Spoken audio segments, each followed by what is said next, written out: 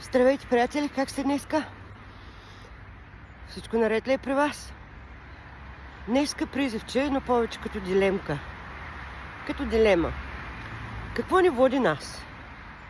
Душата, тялото или мозъка?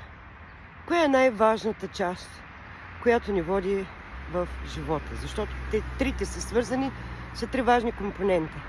Едното без другото не може. Но кое е най-важно? Винаги има най-важно. Вие какво смятате?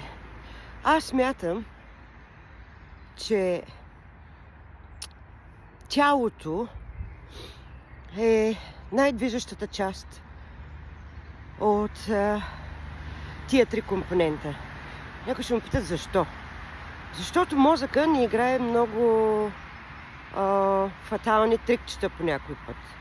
Мозъка може да вижда страх, където го няма.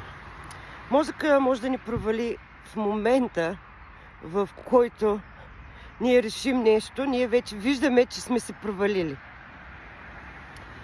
Мозъка може да ни направи много щастливи, но тялото никой няма да ни изневери.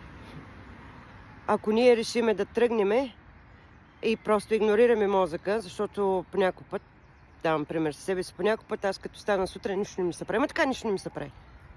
Примерно едно кафе и до там. Нищо не ми се прави. Стоим се вкъщи, не ми се говори с никой, просто искам да гледам телевизия, там Netflix, каквото и да е там кабелна и до там. И какво се случва, ако аз само стоя вкъщи и гледам телевизия и там хапвам и прочие? Защото мозъка така ми казва.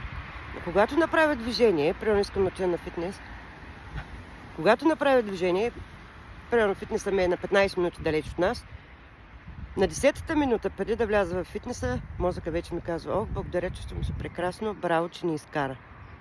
Вие какво мислите? Ако желаете, ако имате желание, може да оставите коментарите си. Но аз смятам, че движението ни води. Да, тялото ни води. Мозъка разболява тялото, но тялото може да се излекува, ако поддържат добра connection, добра връзка с мозъка. Всичко трябва да е в синхрон.